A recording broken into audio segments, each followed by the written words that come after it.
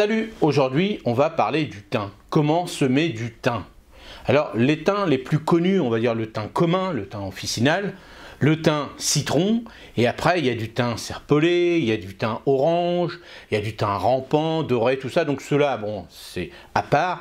Bien souvent toutes ces variétés un petit peu moins courantes, on va dire, se réalisent surtout en bouturage.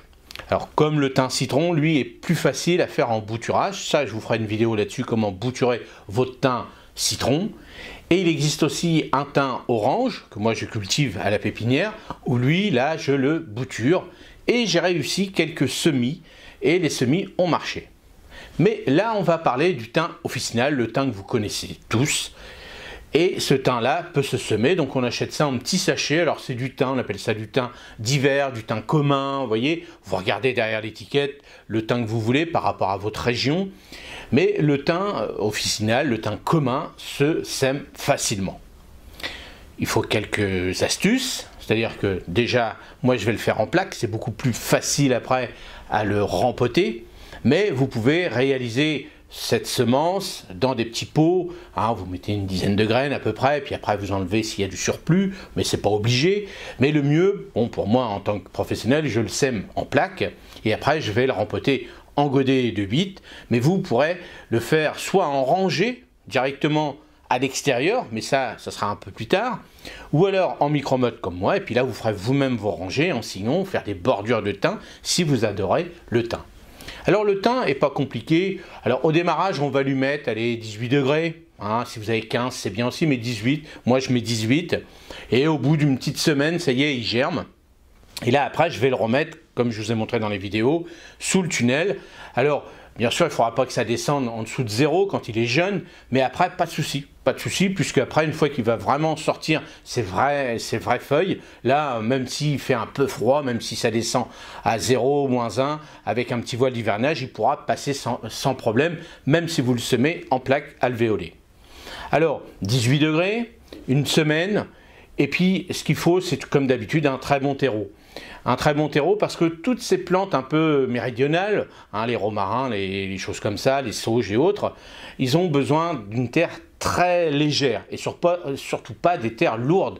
Alors nous en Normandie c'est des terres argileuses, donc effectivement quand on va faire de la plantation extérieure ou alors si on veut faire des bordures, des choses comme ça, on va rajouter des choses style, alors un petit peu de sable, très peu, hein. Le mieux pour récupérer du sable quand vous voulez faire du drainage, c'est de tamiser ce sable et récupérer simplement que les petits cailloux. Ça c'est le top, que de prendre l'ensemble du sable. Le sable peut apporter beaucoup d'humidité aussi et comme toujours, trop, c'est trop quand on en met trop. Donc, moi, ce que je fais, par exemple, dans certaines aromatiques, eh ben, je tamise mon sable et je récupère les petits cailloux qui sont dedans. Et c'est comme ça que je mélange ça avec mon terreau, le terreau qui va correspondre à la plante. Alors, une terre légère, ça sera surtout si vous voulez le faire à l'extérieur. Donc, alors, à rajouter du compost, du fumier, tout ça, mais en règle générale, le thym n'a pas besoin de nourriture. Il se débrouille avec ce qu'il a. Regardez, dans le sud, il pousse dans les cailloux, tout ça. Donc voilà, vous embêtez pas à mettre, alors, si vraiment votre sol est vraiment ingrat, quoique, vous pouvez rajouter un peu de fumier si vous voulez, mais bon, moi personnellement, j'en mettrai pas parce que nous, on a des bonnes terres. Mais bon, au démarrage, ça mange pas de pain. Alors surtout, si vous faites ça pour des plantes méridionales, il faudra du fumier bien déshydraté, hein, pas un fumier frais, parce qu'ils aiment pas trop, hein. Et ce genre de plantation donc, pourra se réaliser surtout au printemps, quand la terre va se réchauffer, hein. Il faudra au moins minimum 10 degrés la nuit pour pouvoir faire ces semences directement dans vos potagers ou dans votre jardin, ça il n'y a pas de problème. Donc là, ce qu'il faut faire, c'est déjà faire une pré-semis, c'est-à-dire faire comme je vais faire là, je vais vous montrer, en micro-motte, et comme ça, bah, on gagne déjà 2 bons mois par rapport à la plantation, parce qu'on pourra le replanter début mars, même en Normandie, même si je vous dis s'il fait un peu froid. Si vraiment début mars, je le plante dans mes godets, moi je vais le rempoter dans mes godets, mais ce sera la même chose chez vous si vous voulez le faire en pot ou dans vos bordures. Et bien simplement, si vraiment ils annonçaient un coup de froid extrême, ben avec des voiles d'hivernage ou alors des feuilles dessus et tout, juste pendant cette période-là, parce que ça ne dure jamais plus de 10 jours à peu près vraiment de froid, et surtout au mois de mars. Allez, on y va, je vous montre comment on fait. Il vous faut des plaques alvéolées. Donc là, c'est des plaques très costauds, hein. Moi, je prends des plaques vraiment rigide, hein. Ça c'est important parce que les autres plaques, bah, c'est léger et tout, et puis bah, c'est pas terrible quoi. Donc il vous faut donc bien sûr des graines, il vous faut un petit crayon, des étiquettes. Le crayon à papier lui permet d'écrire sur les étiquettes, et comme ça après bon, on efface, on récupère ces étiquettes. Ce qu'il vous faut aussi, donc, c'est un très bon terreau à semis, ça c'est important. Et moi, comme je vous avais dit aussi, pour l'arrosage, j'avais modifié un petit pulvé qui était plus ou moins abîmé, hein, le bout s'est cassé. Donc, et en fin de compte, ça me fait un super petit truc pour arroser vraiment tout doucement mes alvéoles, et je peux vous dire que c'est vraiment le top, parce qu'en pulvérisation comme ça, on en met toujours plus ou moins que là, hop, ça permet vraiment d'arroser, et je vais vous montrer ça à la fin de la vidéo.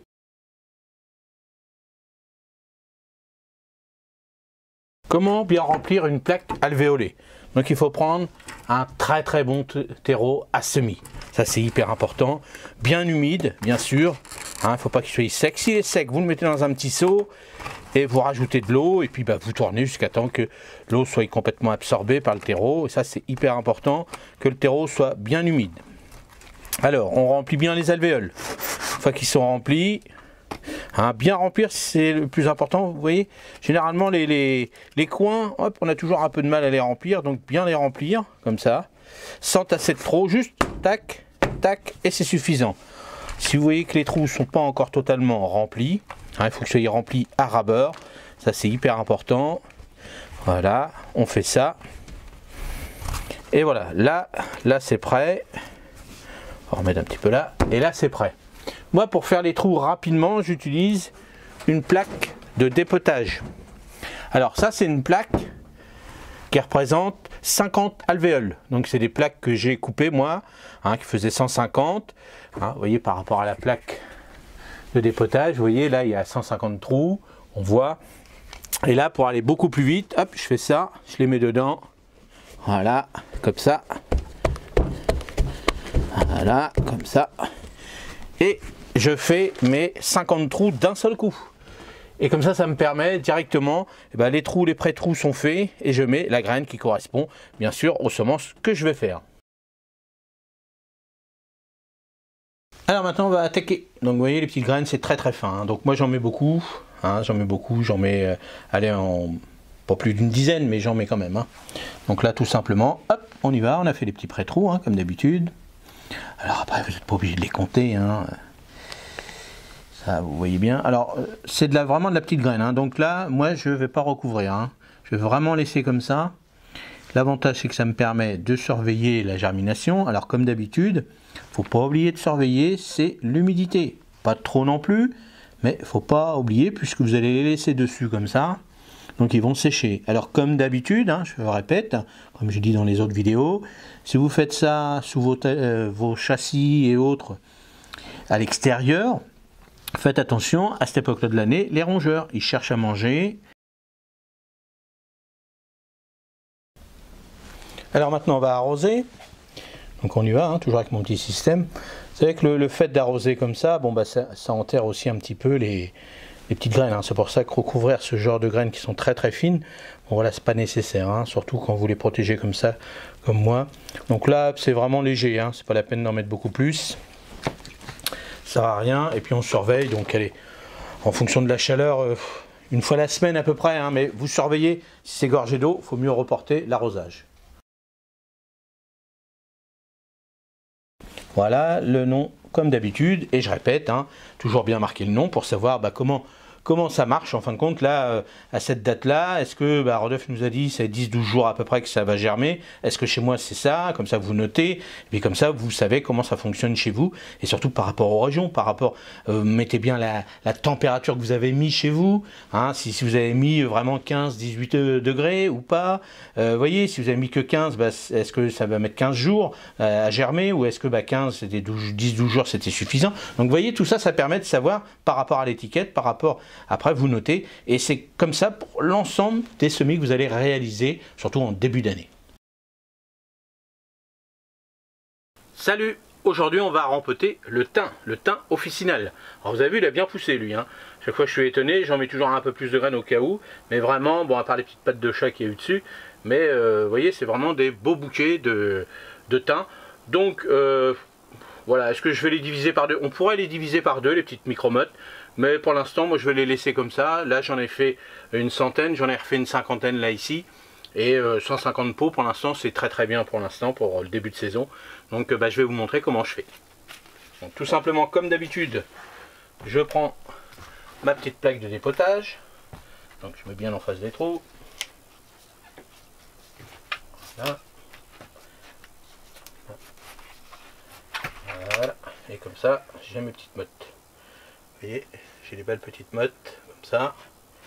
Donc une fois que j'ai fait ça, je pousse ça, je vais vous montrer déjà dans une barquette tout simplement. Donc là je prends des pots de 8. Pour l'engrais j'ai mis un pot et demi par rapport à d'habitude.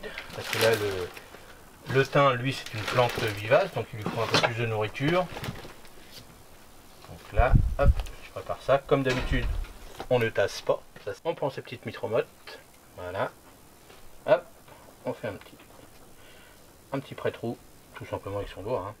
Hein, vous voyez, moi je les enfonce là, hein, je ne vais pas les enfoncer jusqu'à là, juste à la limite, c'est suffisant, puis après ils vont faire leur petit bonhomme de chemin.